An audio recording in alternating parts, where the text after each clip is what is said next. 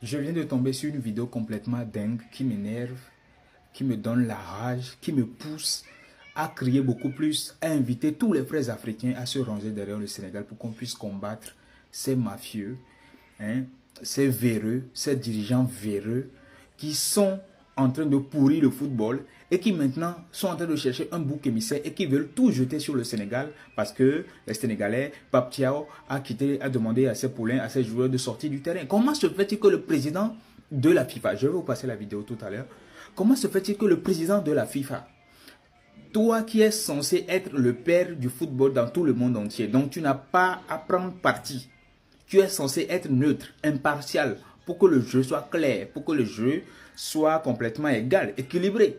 La veille de la finale de la CAN 2025, toi, président de la FIFA, Gianni Infantino, tu te pointes avec le maillot du Maroc dans les mains, avec le coach marocain et d'autres officiels, en tout cas, qui entourent le Maroc, devant les joueurs marocains, en train de les galvaniser à la veille de la finale contre le Sénégal. Mais il n'est pas venu faire la même chose avec le maillot sénégalais à la main. C'est complètement ahurissant, c'est dingue. Ce n'est pas possible. Comment se fait-il que toi, président d'une institution mondiale, fêtière, on sait que voilà, depuis longtemps, il crie son amour pour le Maroc, ce qui, c'est pas méchant. Le siège de la FIFA, je pense, en Afrique se trouve au Maroc. C'est bon, on a tous nos frères qui sont au Maroc, il n'y a aucun problème.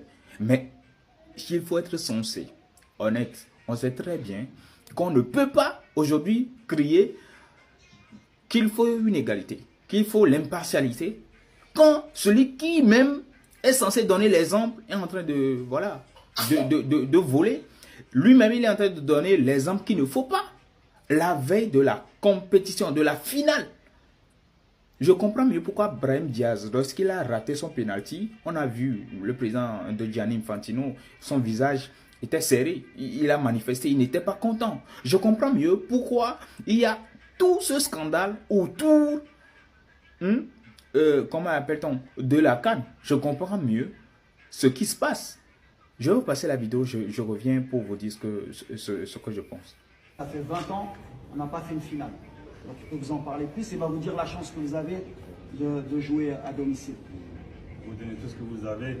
Peut-être ça ira pas au bout, on ne sait pas, mais je pense que vous avez vraiment tout pour emmener la coupe, Inch'Allah. Et moi, je suis très fier de vous, très fier d'être Marocain aujourd'hui. Et après tout, on nous dit que c'est le Sénégal qui a tort. Après tout, on nous dit que non. Je vais vous dire quelque chose. Les lois sont faites pour les violer parce qu'elles n'ont pas mal. C'est un grand auteur qui l'a dit. Les lois sont faites pour être violées parce qu'elles n'ont pas mal. Ce que Pape Thiaw a fait, c'est vrai, on dit que non, il ne devrait pas sortir. Mais s'il n'avait pas manifesté ça, s'il n'avait pas fait ça, ce que les autorités, les présidents, le président de la FIFA et de la CAF, ce Motsepe, le président de la CAF, et tout ça, ils ont manigancé. Ils ont tout fait pour que le trophée reste au Maroc.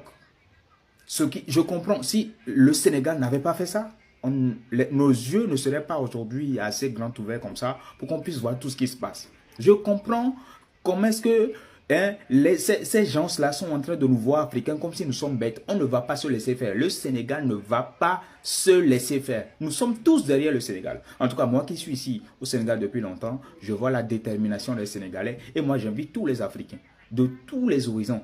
Levez-vous, dressons-nous contre ces mafieux-là, ces méchants-là qui, après tout, quand ils voient qu'il y a des gens qui ne veulent pas aller dans leur sens, ils commencent par tirer, par les piétiner. Où est la démocratie dans ça?